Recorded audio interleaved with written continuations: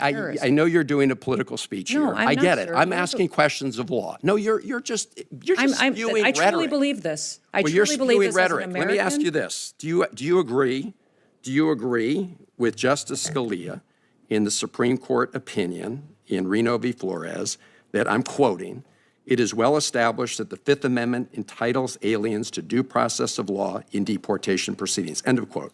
Sir, we are utilizing every due process tool that this Congress has afforded us. The Congress decides what Madam due process Secretary, is appropriate for every situation. Expedited removal is a due process that you have afforded us that we are utilizing. The Alien Enemies Act. I'm going to is another reclaim my tool that time, we're Madam utilizing. Secretary. So You we are are giving due Madam process Secretary. and using the tools Madam that Secretary, this Congress has given us. this is really, I'm asking sort of simple questions of law and simple questions like, are you complying with the 9-0 Supreme Court decision? And you seem to think that's some kind of trick question.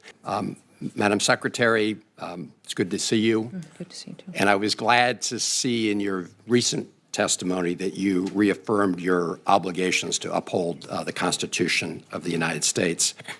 And I understand you had an exchange with Senator Murphy on the Abrego Garcia case.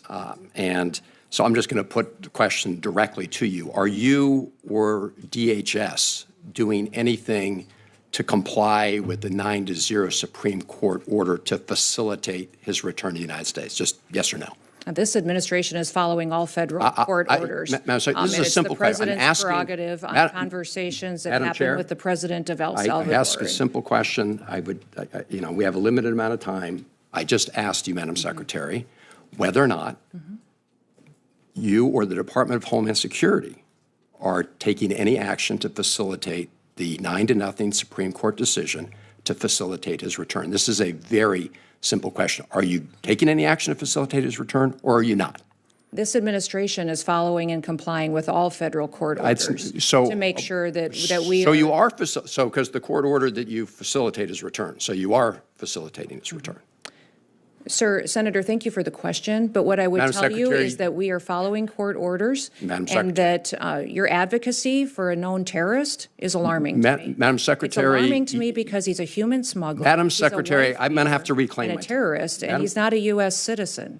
He's a citizen of El Salvador, and he's home. If he were to come back Madam here, Secretary, we would take him immediately all right, back I'm going to have to, Madam Secretary, you should know a couple facts then, which is, number one, in 2019, the immigration court said that he should not be returned to El Salvador because it would put his life in danger. The Trump administration at the time did not appeal that decision. After that, he got a work permit and was working legally in the United States of America. This is also why the district court and the appellate court and the Supreme Court have ruled as they have. I suggest that rather than make these statements here, that you and the Trump administration make them in court under oath, because despite what you just said, the federal district court whose judge is hearing this case right now said, and I'm quoting, that the administration has provided no evidence linking Abrego Garcia to MS-13 or any other terrorist activity.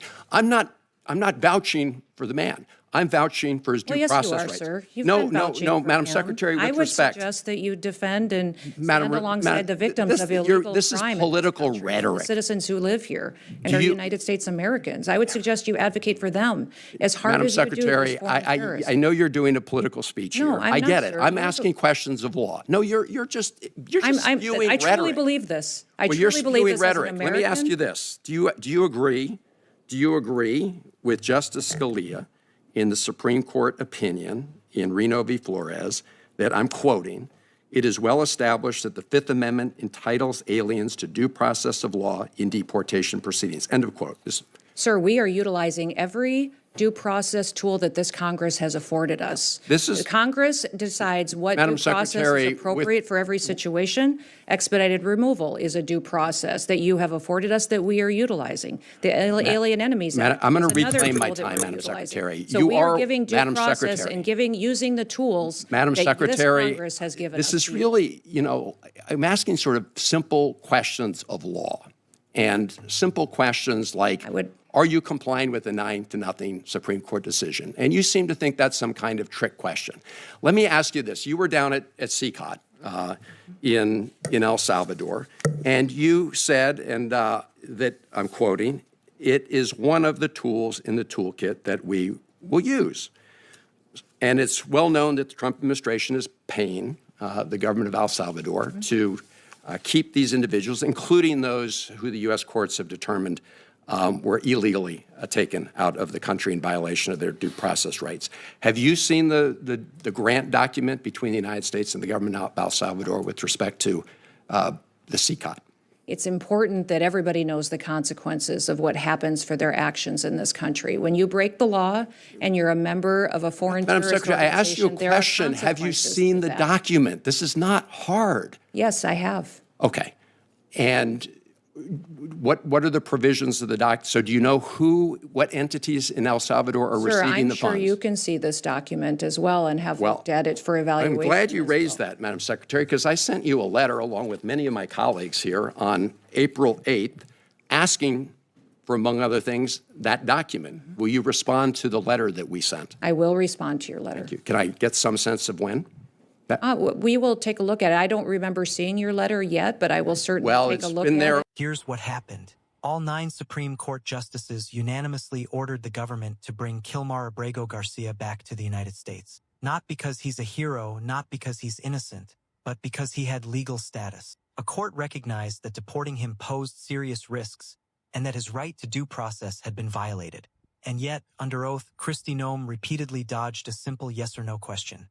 Is DHS complying with that 9-0 Supreme Court ruling? Instead of answering, she eventually pivoted, accusing Senator Van Hollen of siding with terrorists. That's not national security. That's propaganda. That's what authoritarianism sounds like, when the law becomes optional and disagreement makes you the enemy. Van Hollen made it clear, there is zero evidence linking Garcia to terrorism. None.